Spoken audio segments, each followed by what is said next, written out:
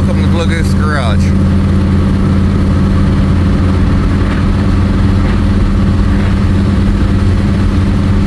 I've showed you this a few times. I'm going to do this one a little bit different because I was finally able to stop there in this car and take some pictures. There's really nobody left that I can get a hold of anyway that knows exactly where this was wrecked and exactly where it landed. The only thing I can do is give you a good idea of how this car was wrecked. So it was coming out through here following a Super Bee, and they were pretty much both going as fast as they could go. They topped this hill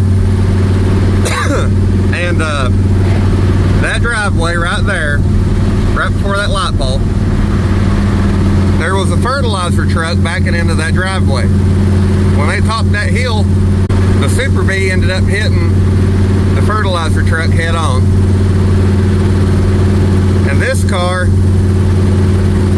and I know this from experience because this car will still do this, if you lock the brakes up on this car, the rear was locked down first. So he got sliding sideways and bounced off some trees that are in this picture right here.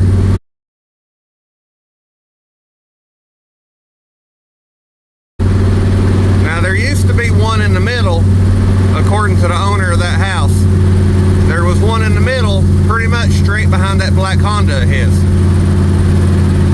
But the car hit two of the trees that was down through there and ended up landing in this picture.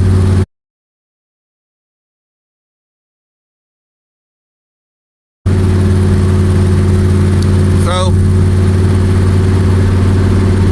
that was to kind of try to give you a little bit better of an idea on how this car was wrecked than I could do before, because any other time I've always just kind of drove down through here and showed you that, but that is from a different perspective.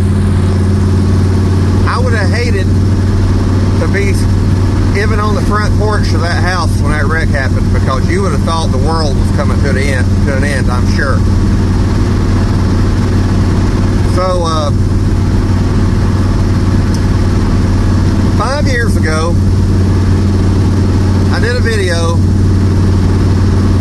when I first started working on this car, and when I recorded that was 5 years ago today. 5 years ago today, this car was still sitting in the woods behind the garage with briars all the way around it.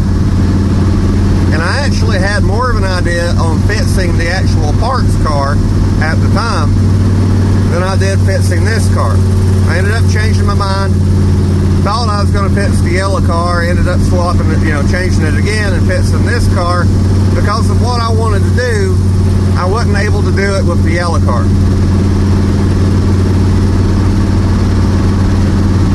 In 5 years, I took a car from something that was wrecked in the woods and would never be on the road again to something that in February of 2025, I'm driving on the highway.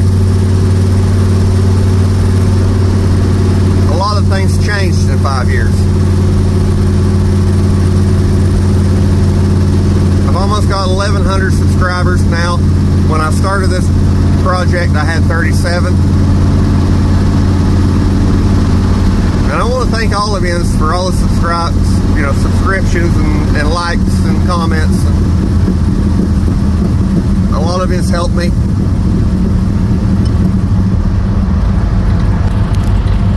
I just want to say thanks. And I'll see you again next time. Bye. Wait. One more thing. I showed you a little bit of that in a video, but I wanted to tell you a little bit more about why I put a Pontiac vacuum gauge in this Chevelle.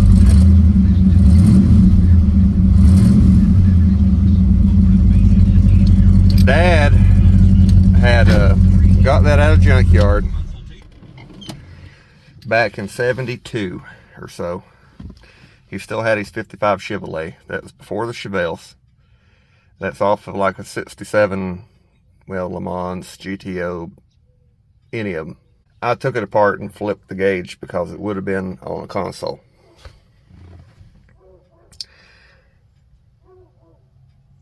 I don't remember if he actually ever ran it, but I wanted to.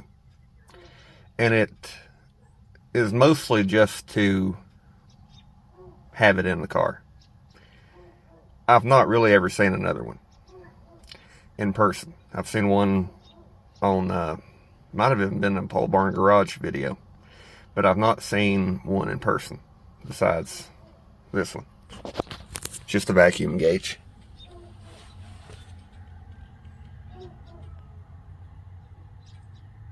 Chrome.